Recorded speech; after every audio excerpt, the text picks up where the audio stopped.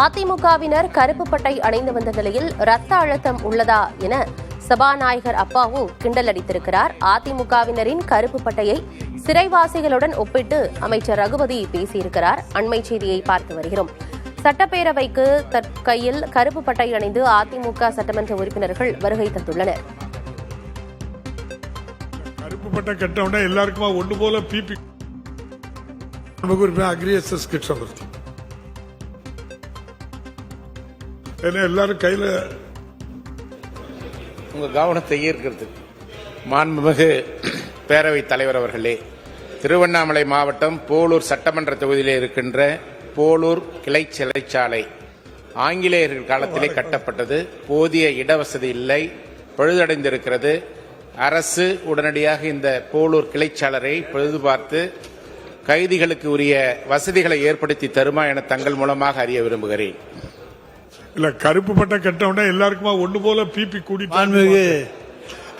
அமைச்சர் அவர்கள் அதை பத்தி நான் சொல்லிடுறேன். மாண்புமிகு பேரவைத் தலைவர் அவர்களே, சிறைகளிலே இருக்கக்கூடிய சிறைவாசிகளுக்கு ஒரு அடையாளம் கொடுப்பார்கள். அதே போல இன்றைக்கு தனி அடையாளத்தோடு நம்முடைய உறுப்பினர்கள் சிலர் இங்கே வந்திருக்கிறார்கள் என்று எண்ணுகின்றேன். ஆனால் அவர்களை பற்றி நான் தவறாக சொல்லவில்லை.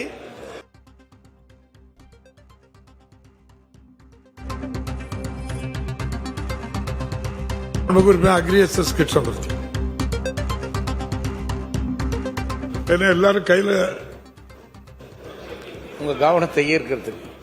மாண்புமிகு பேரவைத் தலைவர் அவர்களே, திருவண்ணாமலை மாவட்டம் போலூர் சட்டமன்ற தொகுதியிலே இருக்கின்ற போலூர் கிளை சிறைச்சாலை ஆங்கிலேயர்கள் காலத்திலே கட்டப்பட்டது. போதிய இடவசதி இல்லை, பழுதடைந்திருக்கிறது.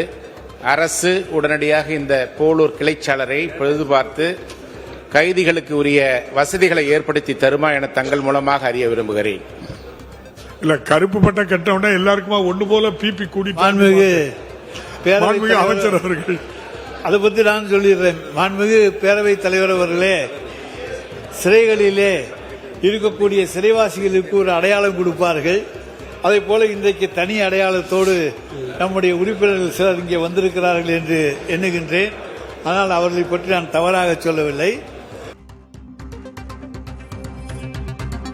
சட்டப்பேரவைக்கு அதிமுகவினர் கையில் கருப்பு பட்டை அணிந்து வந்ததை அனைவருக்கும் ரத்த அழுத்தம் இருக்கிறதா என சபாநாயகர் அப்பாவு கிண்டல் அடித்திருக்கிறார். மேலும் சிறையில் இருப்பவர்களோடு ஒப்பிட்டு அமைச்சர் ரகுபதி பேசியிருக்கிறார். அதனையும் பார்த்தோம்.